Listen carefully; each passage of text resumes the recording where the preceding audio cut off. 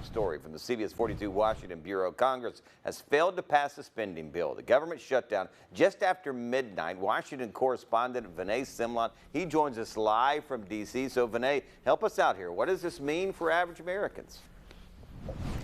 Yeah, David, this could have ripple effects throughout the economy. The Congressional Budget Office estimates that 750,000 federal workers will be furloughed, meaning they can't show up to work.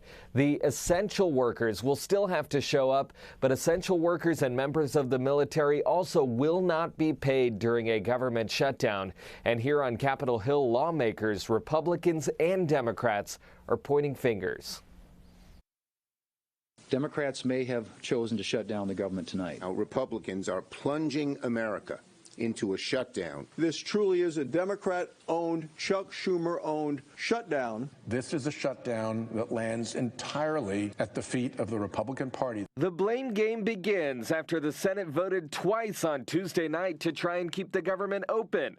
One plan from Democrats and one from Republicans. The bill upon reconsideration is not passed. Neither got the 60 votes needed, so just after midnight, the government shut down. The Republicans control the White House.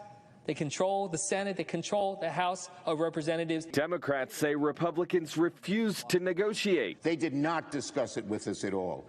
24 pages long, funds the government till November the 21st, at which time you have the same leverage then that you have right now. And President Donald Trump says he'll use the shutdown to fire federal workers and cut programs that are important to Democrats. We can do things during the shutdown that are irreversible, that are bad for them and irreversible by them, like cutting vast numbers of people out, cutting things that they like, cutting programs that they like.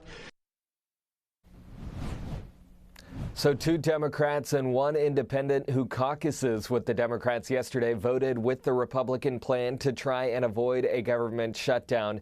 The Senate Majority Leader, the Republican leader, Senator John Thune, says he will tee up more votes today to try and get out of the shutdown, and he says he needs 5 more Democrats on board. Vinay, doesn't sound like a whole lot of agreement there in your report. So how do senators, first of all, get out of this shutdown, and what exactly does each side want? Yeah, so Democrats want an extension of these Affordable Care Act tax credits, and they say without those, Americans could see their premiums skyrocket at the beginning of the year. Those notices for those premium increases are supposed to go out during the month of October, so they say that is the urgency for getting this done right now. Republicans say, though, let's pass a short-term spending bill through November 21st, and then we can negotiate the rest of the health care stuff after that. So far, neither side is willing to budge on their positions. And the last time we had a shutdown was back in 2018 when President Trump was president for the first time, and that's the longest shutdown in American history. Bringing some clarity to a bit of a mess. Vinay Simlot live in D.C. Thanks so much, Vinay.